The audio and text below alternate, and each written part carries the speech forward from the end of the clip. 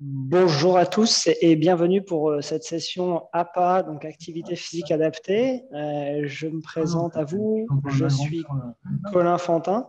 Alors, je vais vous demander à tous, avant de continuer la présentation, de bien penser à couper vos micros, s'il vous plaît, pour éviter les interférences au niveau sonore et que l'on puisse réaliser notre séance en toute tranquillité. Merci d'avance.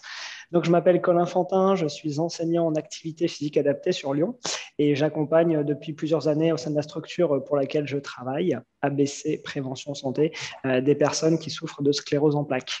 Aujourd'hui, lors de notre séance commune, nous allons dérouler les choses de la manière suivante. Nous aurons 30 minutes d'activité ensemble où on va essayer de vous proposer quelques mouvements simples pour tester votre condition physique, notamment sur la souplesse, sur l'équilibre, sur des gestes et postures du quotidien. Et à la fin, nous garderons un temps de questions de 15 minutes où là, vous pourrez réouvrir vos micros. Vous pouvez également poser vos questions, comme vous avez pu le comprendre dans la vidéo, directement sur le chat et je tâcherai de répondre à un maximum de vos questions d'ici la fin de notre activité. Pour démarrer dans de bonnes conditions et en toute sécurité, puisque je ne vous vois pas, je vais vous demander surtout de pouvoir envisager autour de vous un espace plutôt libéré. Comme vous pouvez le voir derrière moi, il n'y a rien. J'ai vraiment l'espace pour pouvoir bouger. Et j'ai gardé à portée de main un support, à savoir pour moi une chaise, à laquelle me tenir en cas de besoin. Alors, je vous propose de vous mettre debout. On va se mettre progressivement en mouvement avec un échauffement, quelque chose de très classique. Donc, dans un premier temps, je vais vous proposer de trouver une posture confortable. Écartez vos pieds à peu près de la largeur de votre bassin, déverrouillez vos genoux. Et puisque nous sommes en postprandial, on va se mettre doucement en mouvement avec quelques mobilisations des épaules. Alors, vous allez le voir sur l'utilisation de la visio, je vais régulièrement changer d'angle de prise de vue pour que vous puissiez bien voir mes mouvements. Donc, on fait quelques ronds d'épaules, on appelle ça, en montant les épaules jusqu'aux oreilles, de l'avant vers l'arrière. Et puis, je vais pas mal vous parler pendant cette séance ensemble de votre respiration. Donc, pensez à commencer tout simplement à ventiler, comme on dit, donc à avoir une phase d'inspiration et une phase d'expiration. Toujours pareil, vous continuez en essayant de mobiliser cette fois vos épaules de l'arrière vers l'avant.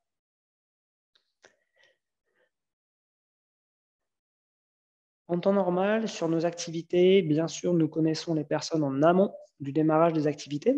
Là, c'est une activité exceptionnelle puisque dans un cadre promotionnel, je vais le dire ainsi, là, vu que je ne vous connais pas et que je ne connais pas encore vos besoins, je vous invite vraiment à être raisonnable quant au mouvement que vous allez pouvoir réaliser. Et votre limite à chaque fois, c'est de ne pas vous faire mal, bien évidemment. Quand une douleur apparaît, on arrête le mouvement et on attend le suivant tranquillement. Avec les bras, toujours. On va venir mettre un petit peu de mobilité dans les jambes. Donc, je vais déverrouiller toujours mes genoux et je vais venir relâcher mes bras de l'avant vers l'arrière en essayant de faire un petit effet ressaut dans mes jambes, tout doucement pour permettre de commencer à échauffer les quadriceps. De profil, ça va donner ça. Écartement du bassin pour les pieds, bien souple dans les jambes.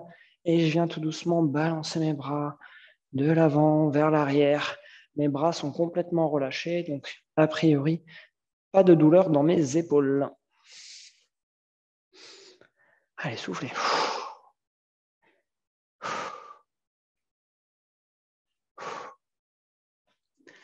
Encore, si vous le pouvez.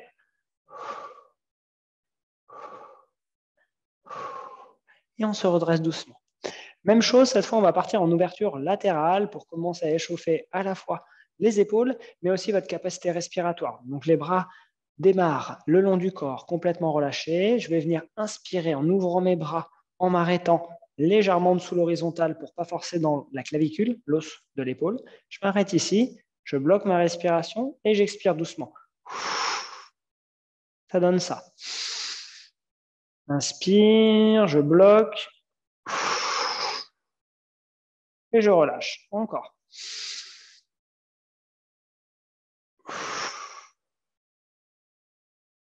Continuez, pensez toujours à garder, comme vous avez pu le voir, votre dos bien droit. On dit souvent aux personnes que l'on accompagne, pensez à vous grandir.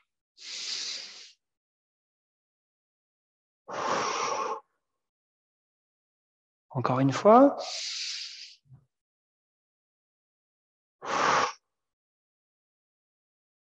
Très bien. On continue. Ouverture des bras vers le haut, un bras.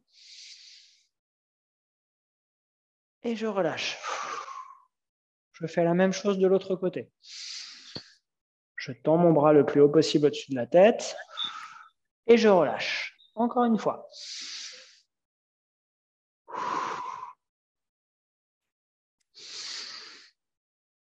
Dans l'idée, si vous pouvez essayer de monter votre bras vraiment parallèle donc à votre corps, c'est super. Si jamais l'épaule est limitante, je m'arrête éventuellement à cette hauteur-là, voire même plus bas, voire même pas tout à fait à la verticale. Et puis si vous voyez que la mobilité dans vos épaules est bonne, vous allez essayer de faire les deux bras à la fois. Donc toujours pareil, j'inspire doucement, je monte mes bras bien haut et je relâche. On recommence.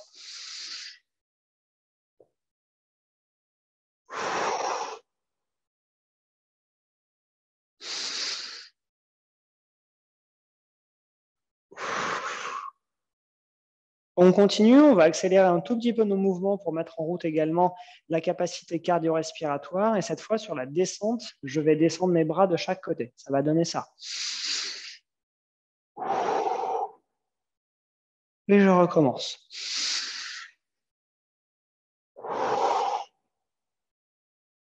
Encore.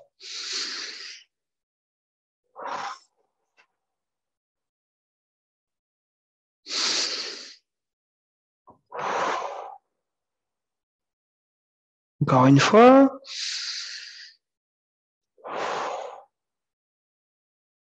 Super. On passe sur la mobilité sacro-iliaque, donc bassin et bas du dos. Là, vous allez venir mettre vos mains sur les hanches, toujours déverrouiller vos genoux et tout doucement, nous allons faire ce que l'on appelle notre partie de hula hoop, la danse du ventre. On va venir danser tout doucement sur nos appuis avec une mobilité dans le bassin, mais également dans les genoux et dans les chevilles. Je vais baisser un petit peu ma caméra pour que vous voyez bien mes pieds et je vous laisse vous aussi continuer le mouvement pour ne pas vous arrêter. Hop là. Allez, continuez. Voilà. Dans un sens et puis dans l'autre. Continue. Voilà, tout en souplesse. Et si vous voyez que vos articulations le permettent, vous pouvez aller chercher un petit peu plus loin dans les amplitudes. Ça va vous permettre également de tester, commencer à tester votre équilibre. Donc là, vous voyez, je m'amuse à partir comme si je faisais du ski sur l'écart, comme on dit. Et j'essaye vraiment de trouver une belle mobilité sur le bas du corps avec mon dos qui reste tout le temps, lui, droit et qui accompagne les mouvements avec mes épaules qui sont souples.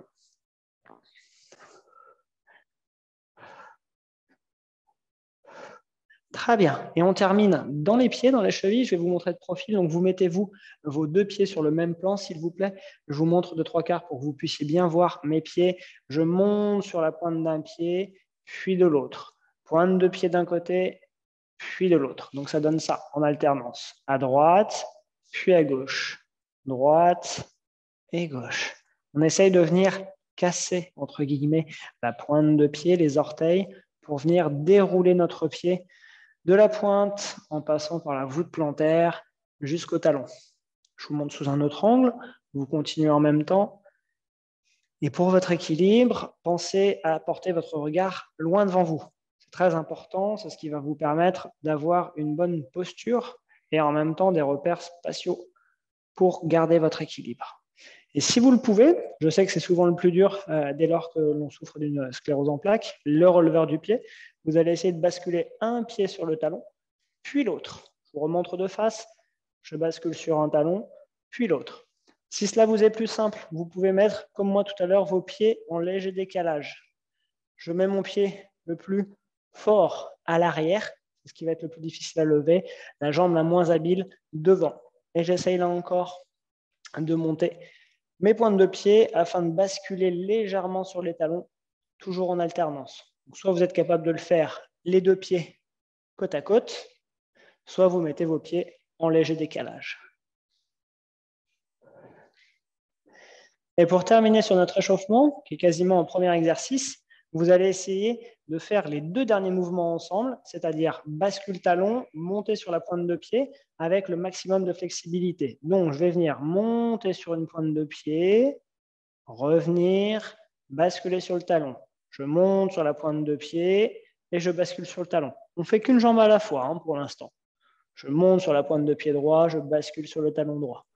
Voilà, mon pied est légèrement avancé, ce qui me permet d'avoir vraiment mon appui sur ma jambe avant avec la force de mon quadriceps. Ici. Et je vous laisse changer de jambe quand vous le voulez.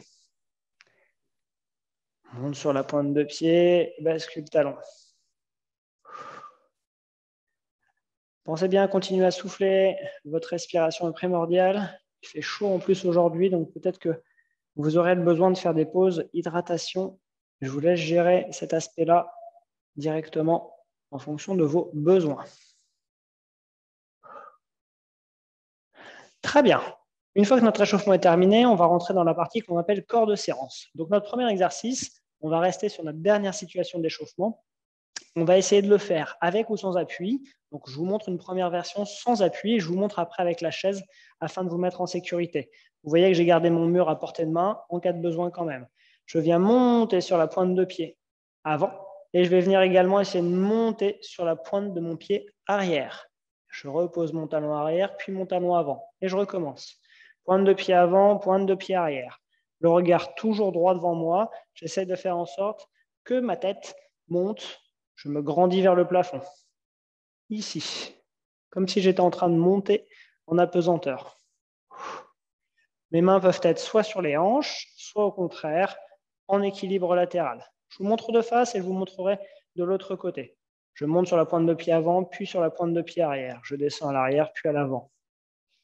Avec une chaise comme support sur la dernière prise de vue, je mets ma chaise devant moi ou éventuellement une table, une commode, ce que vous voulez. Je monte sur la pointe de pied avant, puis sur la pointe de pied arrière et je garde un maximum d'appui, de sécurité sur ma chaise. Bien sûr, je vous laisse changer de jambe dès lors que vous sentez que le mollet de la jambe avant est un peu en tension. Vous ferez la même chose de l'autre côté. Je monte d'abord sur la pointe de pied gauche, puis la droite. Je repose la pointe de pied arrière, puis la pointe de pied avant. Ok. Allez, venez tester un petit peu les sensations. Et je vous le répète, si vous êtes en mesure de le faire sans appui, c'est super. D'abord l'avant, puis l'arrière. Je repose d'abord à l'arrière, puis à l'avant. Je monte à l'avant, puis à l'arrière, et je repose doucement. En fait, vous faites vraiment un mouvement d'oscillation vers l'avant, puis vers l'arrière. Très bien, pensez à souffler. On ne va pas trop s'arrêter sur notre petite demi-heure de travail, donc pensez à votre respiration et à bien gérer vos efforts. On continue à partir de cette même base de mouvement.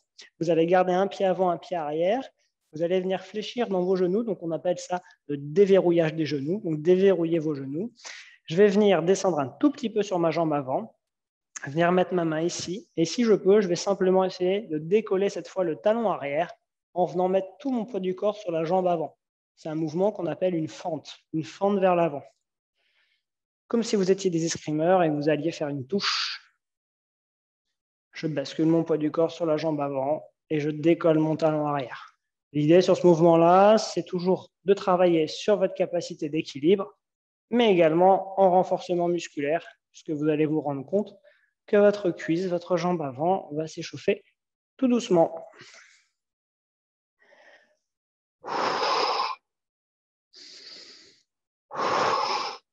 Et le fait de garder un bon rythme d'exécution du mouvement va solliciter également, encore une fois, la capacité cardio-respiratoire. Vous changez de jambe quand vous voulez. Même principe, hein, ma chaise est toujours proche de moi au besoin. Je viens prendre appui soit une main, soit deux mains. Je déverrouille mes deux genoux et je viens fléchir mon poids du corps sur la jambe avant, fléchir le genou, décoller le talon arrière.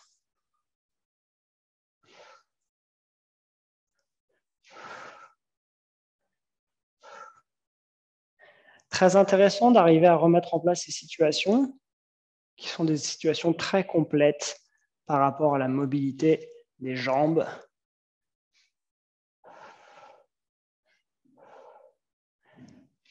Très bien, on relâche. Vous détendez un tout petit peu vos jambes. Si vous le pouvez, n'hésitez pas à faire quelques pas dans le petit périmètre qui vous entoure. Pareil au niveau de l'hydratation, je le répète, pensez à faire des pauses. Je reviens avec les deux pieds sur le même plan qui vont être écartés de la largeur de votre bassin, la largeur des hanches. Comme tout à l'heure, je déverrouille mes genoux. Ça va donner ça, juste ici. Je garde mon dos bien droit. Je vais venir faire un double travail de bras et de jambes. Donc mes bras, je vais essayer de monter mes deux avant-bras à hauteur du visage et je vais venir ouvrir mes coudes sur les côtés en faisant une légère flexion dans les jambes et refermer le tout. Je vous montre sous un autre angle tout de suite après. Ça donne ça. Je déverrouille mes genoux, je monte mes avant-bras parallèles l'un à l'autre en direction du plafond et je viens ouvrir les coudes sur les côtés en faisant une légère flexion. Ici.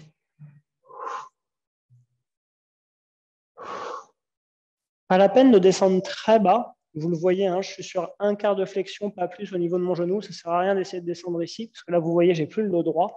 Vraiment, je descends toujours dans l'alignement de ma colonne. Et pareil dans les coudes. Si jamais une épaule fait mal, vous pouvez aller simplement en distance arrière avec un seul bras. Si mon bras gauche me fait mal, j'ouvre simplement à droite. Si vous pouvez ouvrir tout doucement les deux bras de chaque côté, des coudes en arrière, c'est super.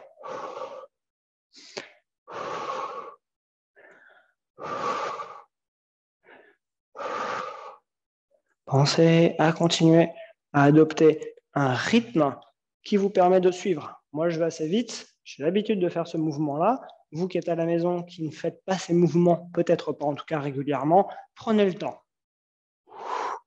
Et au besoin, vous relâchez carrément dans les bras. Puis vous le refaites une deuxième fois. Il vaut mieux réaliser ces mouvements-là lentement, mais qu'ils soient bien faits, plutôt que de vouloir aller trop vite et de vous faire mal. Allez, encore une fois pour tous. Et on relâche. Pareil, on continue sur le travail des bras. Je vais venir chercher à avancer le plus possible. Un bras devant, un bras derrière, tout en gardant mon buste face caméra. L'idée, c'est pas de pivoter dans les appuis. C'est vraiment de rester le plus droit possible. Ici, j'avance un bras devant, un bras derrière. Et je vais venir relâcher. Et petit à petit, comme tout à l'heure sur notre mouvement d'échauffement, je vais coordonner avec un travail de flexion au moment où mes deux bras sont relâchés. Je fléchis et je me redresse à nouveau de telle manière à renvoyer un bras vers l'avant et un bras vers l'arrière.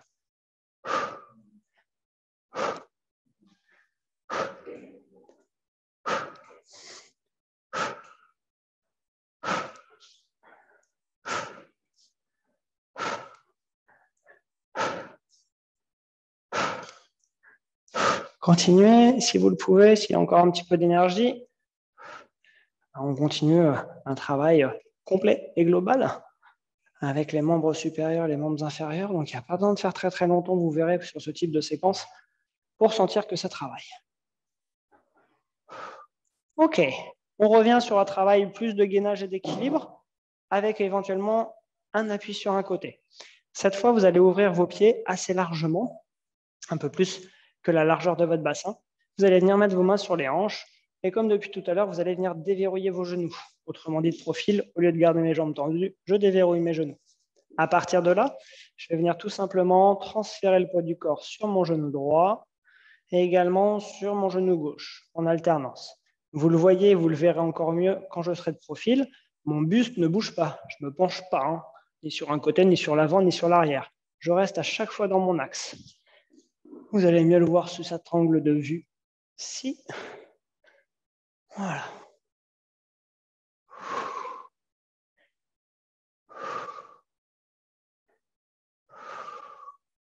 Et alors, la petite spécificité de ce mouvement-là, la difficulté que l'on peut rajouter, mais qui n'est pas une obligation, si et seulement si vous sentez que vos pieds sont pleinement en contact avec le sol et que vous avez de bons ressentis au niveau de la voûte plantaire, vous pouvez essayer de le faire en fermant les yeux.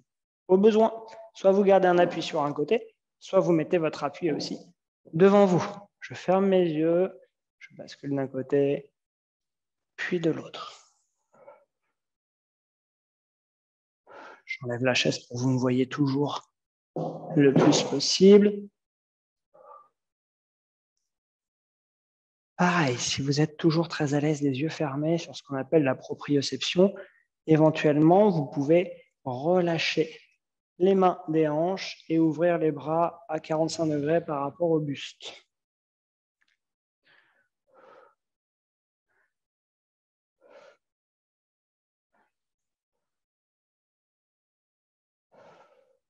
Je vous laisse rouvrir vos yeux doucement. On essaye de faire une dernière évolution.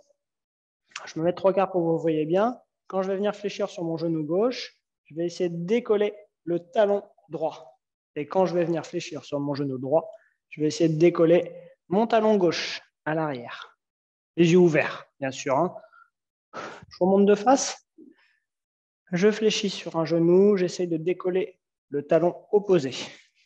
Je fléchis sur l'autre genou et j'essaie de décoller le talon opposé en alternance.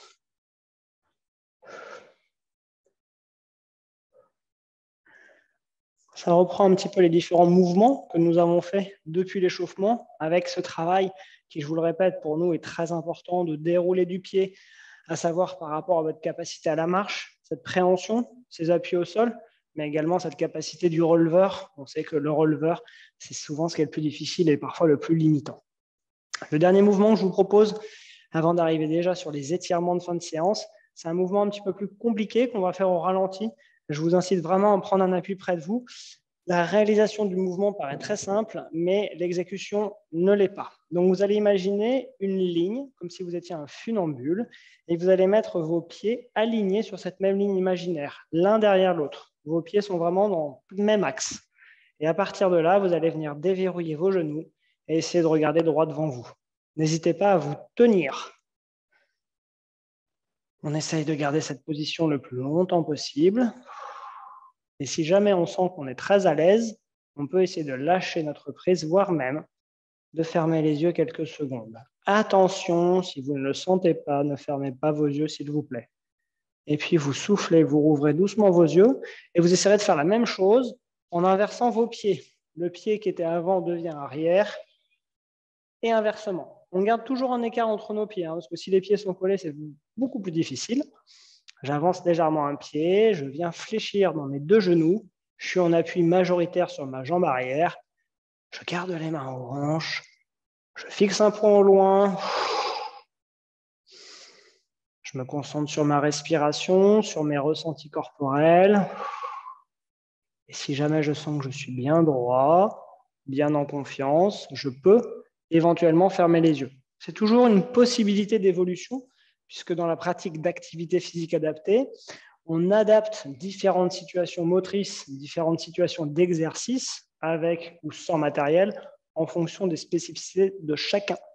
Donc si par exemple sur ce mouvement-là, il y a une personne qui n'est pas capable au niveau équilibre de ne pas se tenir, on va bien sûr l'inciter à se tenir à quelque chose. La personne qui, elle, réussit mieux, qui arrive à ne pas se tenir, c'est super. Et puis, il y aura peut-être encore des profils de personnes qui arriveront à fermer les yeux, tout doucement. Vous pouvez en lâcher.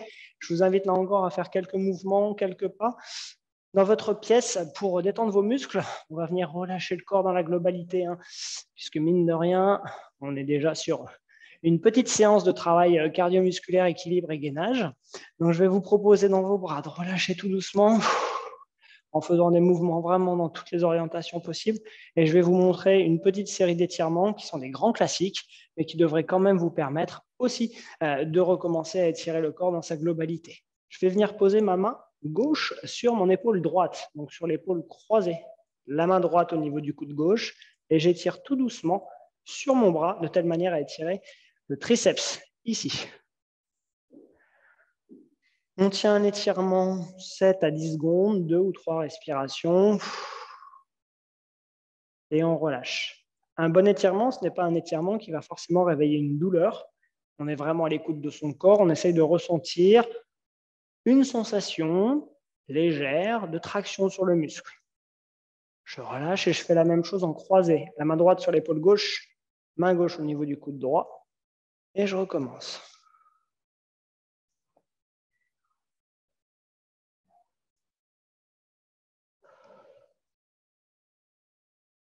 Vous relâchez, on va refaire la même chose, sauf que cette fois, au lieu de simplement tirer sur le bras, on va en plus déverrouiller nos genoux et on va également pivoter sur nous-mêmes Donc là, par exemple, j'étire mon bras gauche grâce à l'aide de mon bras droit. Donc je pivote à droite, du côté de la traction. Je tire sur le bras gauche du côté droit.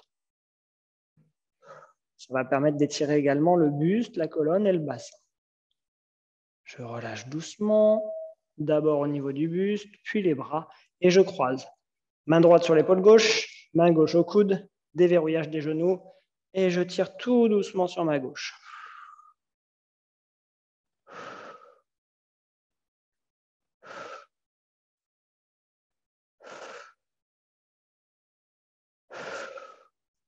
Parfait. On revient en position de départ. Toujours sur cet même exercice de souplesse. Je vais venir mettre les deux mains à l'arrière, au niveau de la nuque. Je vais venir fermer mes deux coudes l'un contre l'autre, rentrer ma tête tout doucement en avant. Vous avez pu le constater, j'ai également roulé légèrement mes épaules. Je vais venir me grandir, ouvrir les coudes à l'arrière en inspirant. Gonfler mes poumons d'air, expirer. En me regroupant, en me faisant le plus petit possible, comme si nous revenions en position de fœtus. Je me grandis vers l'arrière. J'enroule la nuque, j'enroule le dos. Là, l'idée, c'est vraiment toujours pareil, d'avoir les genoux souples, parce que si vous êtes jambes tendues, vous allez avoir tendance à casser votre dos. La différence, c'est que quand j'ai les genoux déverrouillés, mon bassin reste bien dans son axe, alors que là, j'ai tendance à me pencher et à venir étirer le bas du dos. Très bien. Justement, pour venir étirer le bas du dos en toute sécurité, on écarte de nouveau les pieds. Les jambes restent tendues cette fois. Je prends une grande inspiration vers l'arrière. Je peux basculer légèrement mon regard vers le plafond. J'inspire. Et tout doucement, j'enroule le dos, mes bras. Et je relâche le tout vers l'avant, sans chercher à aller vers le sol, sans chercher à faire des à-coups. On relâche le corps, tout simplement. Et pour se redresser, je fléchis mes genoux. Je viens mettre mes mains sur les cuisses. Je redresse mon dos et je pousse sur les jambes pour remettre mon corps en place, dos droit. Encore une fois.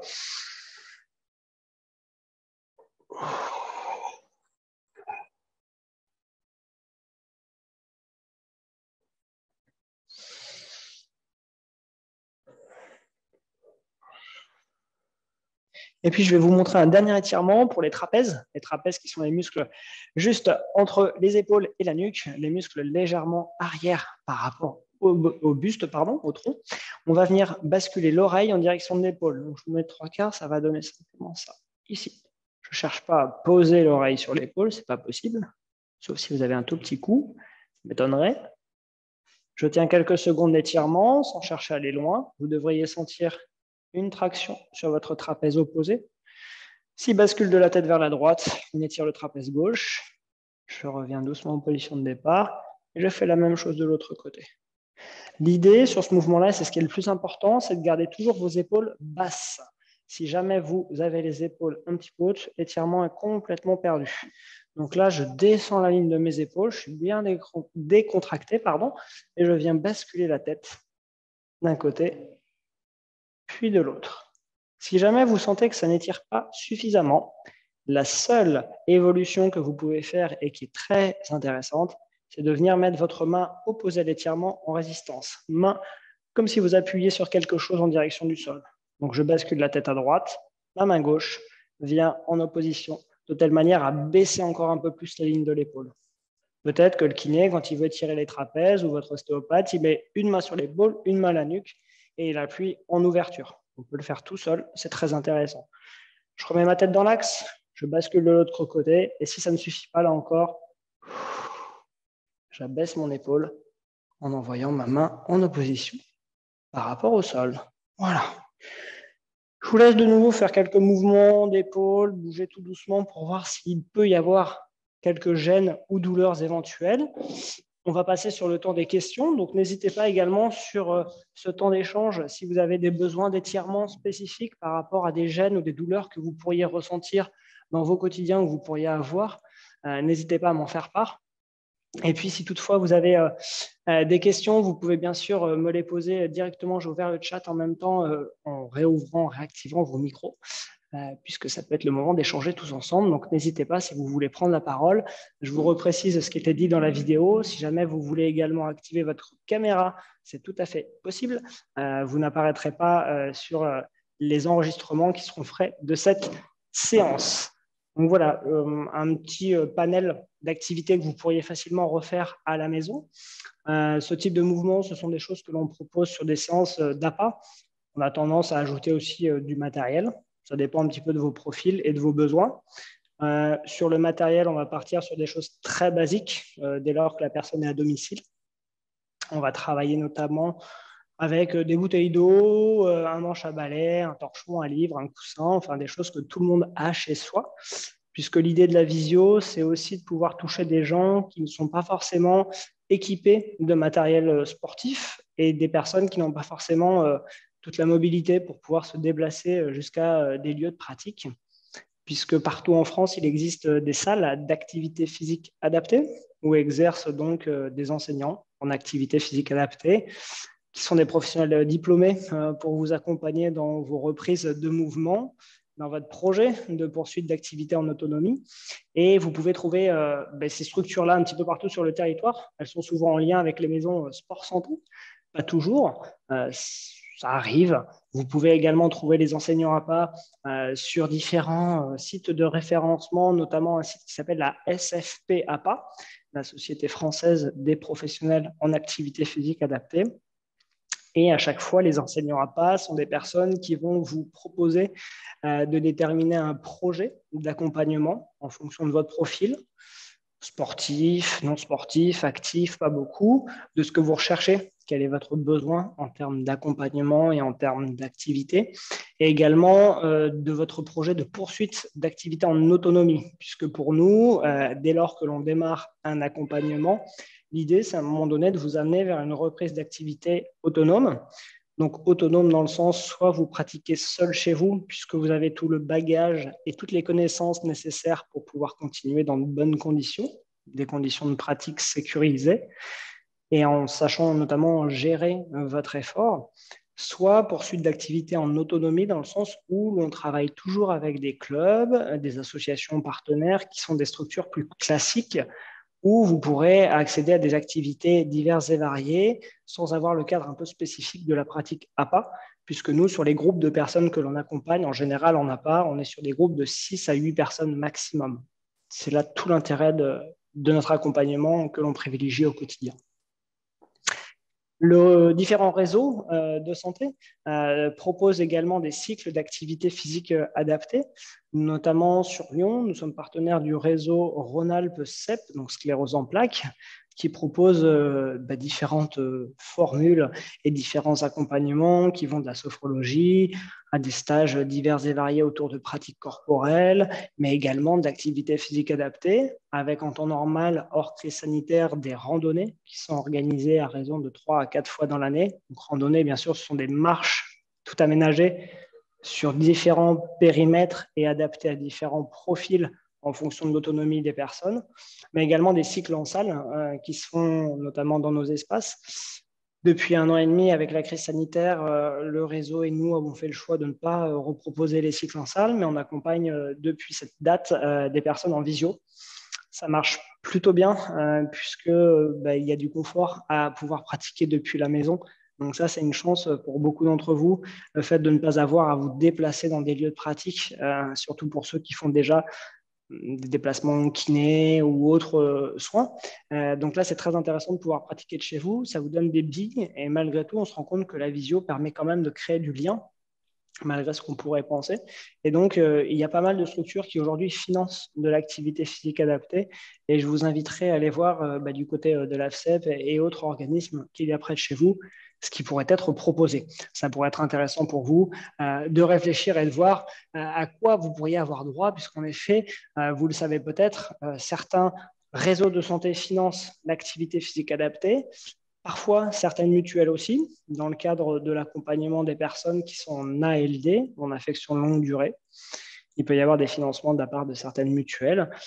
C'est bon à savoir, puisque forcément, quand vous rentrez dans le cadre d'une activité physique adaptée, même si vous avez une ordonnance de votre médecin traitant, il n'y aura pas de remboursement de la part de l'assurance maladie. Donc, pas de prise en charge financière. Ça sera à vous de payer de votre propre poche. Les coûts sont assez variables pour une pratique d'APA. Ça peut ressembler à des tarifs associatifs, mais ça peut être aussi un petit peu plus cher. Mais sachez qu'aujourd'hui, certaines mutuelles sont engagées dans ce qu'on appelle le sport sur ordonnance et peuvent peut-être vous donner un coup de pouce financier pour pouvoir assumer le coût de ces pratiques-là. Donc, il y a aujourd'hui une quinzaine de mutuelles qui financent l'APA à des hauteurs complètement disparates. Ça va de 60 euros par an jusqu'à 500 euros pour faire de l'APA. Donc, c'est intéressant de pouvoir quand même questionner votre mutuelle et pour pouvoir suivre ces cycles d'activité physique adaptée, vous aurez le besoin d'avoir une ordonnance de votre médecin traitant, une prescription d'activité physique adaptée plutôt, c'est comme ça qu'on l'appelle, qui vous permettra donc d'accéder à un remboursement pour certaines mutuelles de la part de cette dernière et parfois même vous n'avez même pas l'avance des frais à faire, donc c'est vraiment intéressant, ça peut vous donner l'envie, le goût de recommencer à bouger en toute sécurité. Je ne sais pas si vous avez des questions par rapport à tous ces accompagnements et à ce qu'on peut vous proposer, n'hésitez pas, je suis disponible pour les personnes qui seraient encore présentes. Oui, bonjour Colin, je ne sais pas si Bonjour, vous m'entendez. Bonjour. je vous entends très bien. Merci beaucoup pour cette séance et ces exercices. J'aurais souhaité une petite précision sur l'intensité de la séance. Est-ce qu'elle est considérée comme d'intensité faible ou d'intensité modérée?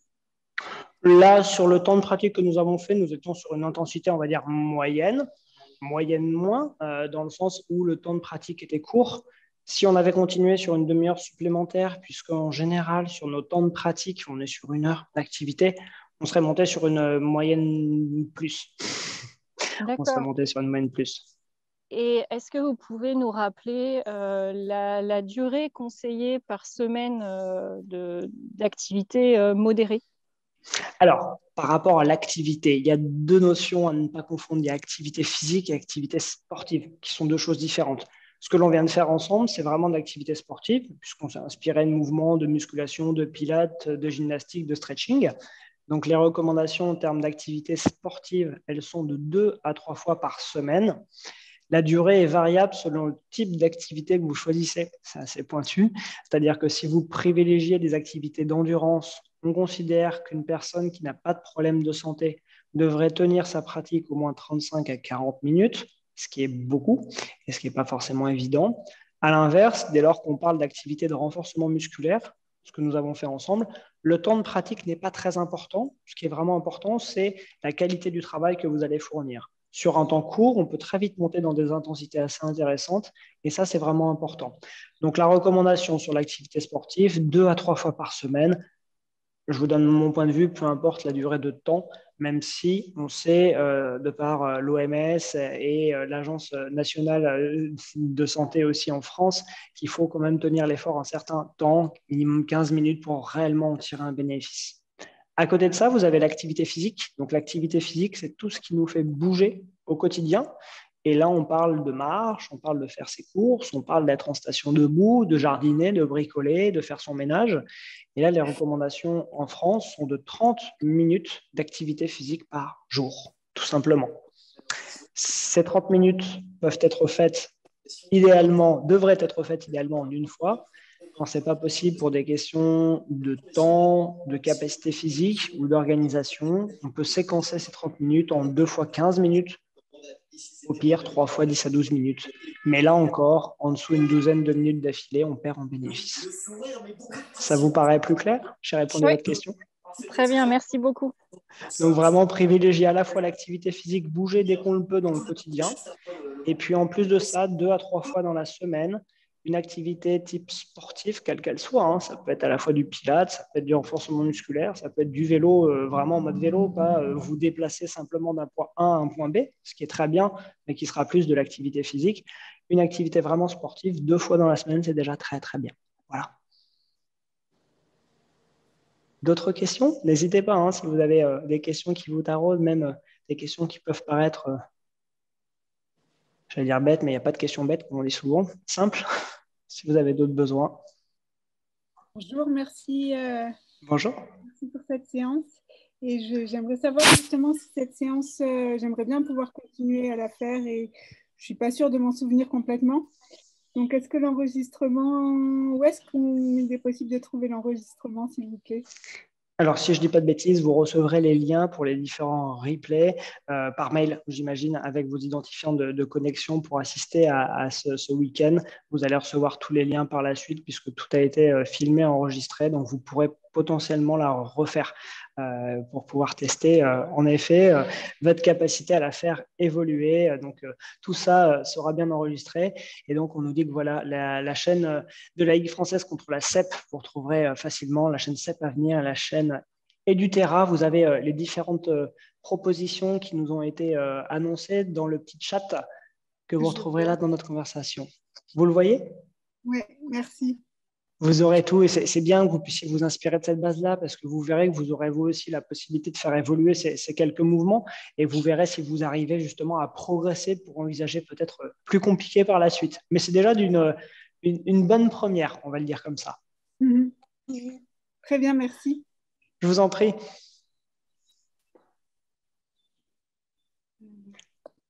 Est-ce qu'il y aurait d'autres questions? J'essaye de suivre en même temps sur le chat pour voir s'il y a quelques demandes d'entre vous.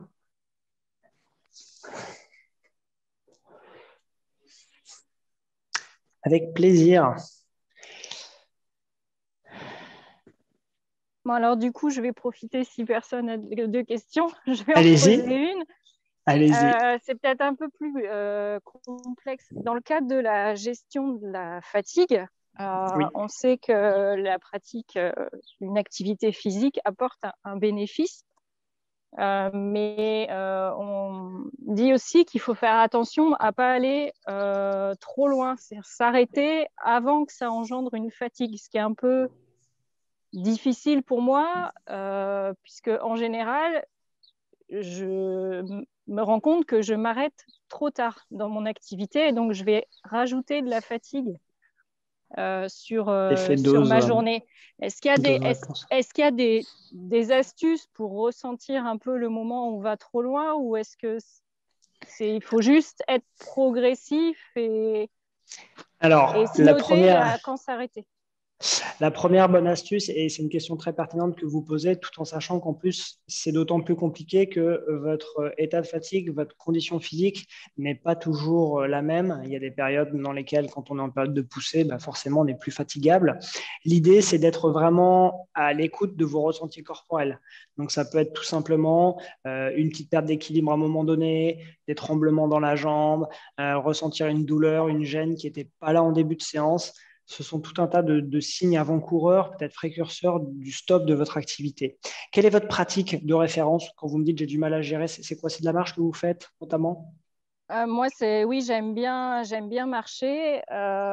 J'essaye de marcher sur maximum 2 heures. Ça, c'est vraiment le maximum que je veux faire. Mais quand on fait une randonnée, vous êtes coincé en haut et personne ne peut venir vous chercher. Déjà, il faut faire sa boucle, effectivement. C'est ça.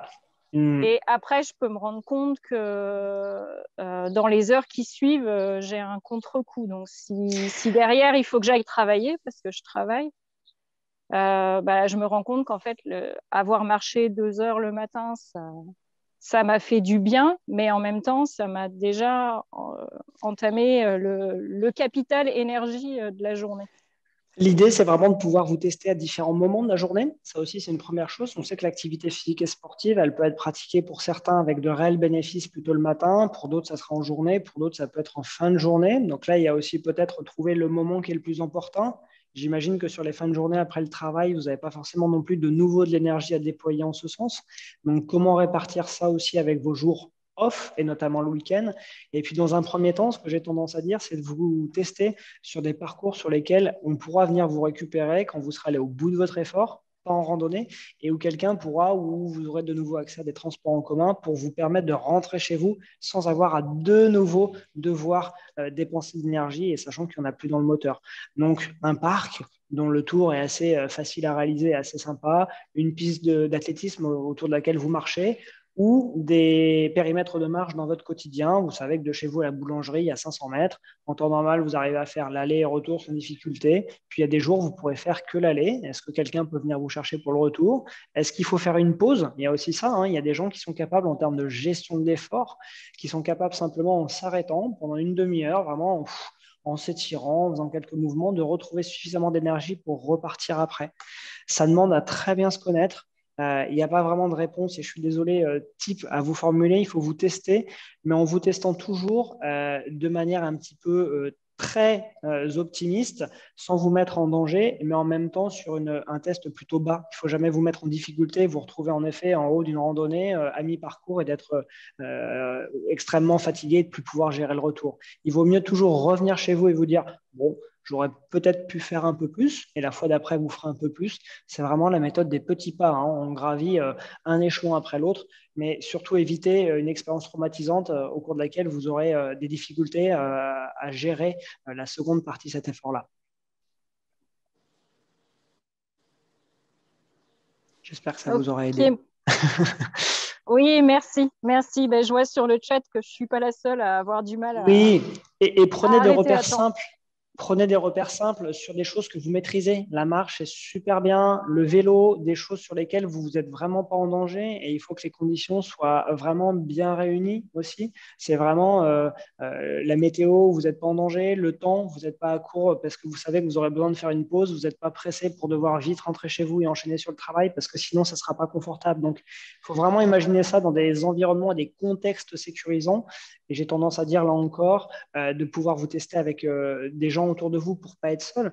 Et comme le soulignait la personne dans le chat, parfois un séjour dans un centre de réadaptation fonctionnelle peut vous permettre, sur des tests de marche de 6 minutes, tests un peu plus longs, de savoir vraiment à quel moment il faut que vous arriviez à gérer votre effort. Malheureusement, dans le cadre de la CEP, on ne pourrait pas se limiter à une fréquence cardiaque. Ce n'est pas franchement un repère intéressant, mais on fait beaucoup verbaliser les gens en termes de fatigue, en termes de douleur, entre 1 et 10, on n'est jamais à 0, où est-ce qu'on en est? Quand on commence à se rapprocher d'une fatigue à 6, 7 sur 10, c'est largement le moment de stopper, s'arrêter, voire même faire demi-tour. Voilà.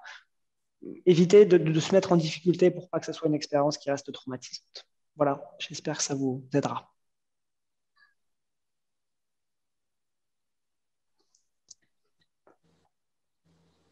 La sensation de chaleur, en effet, oui, tout à fait. La transpiration, la sudation, la chaleur, ce sont des indices aussi très intéressants, bien sûr.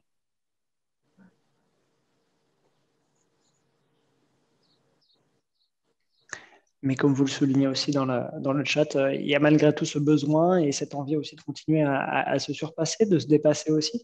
Je vous rassure, quand on se teste, parfois on va trop loin, mais l'idée, c'est de pouvoir en tirer un bénéfice de cette expérience. Merci à vous.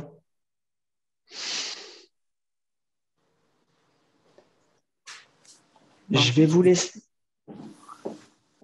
vous laisser tout doucement rejoindre les autres conférences si vous n'avez plus de questions.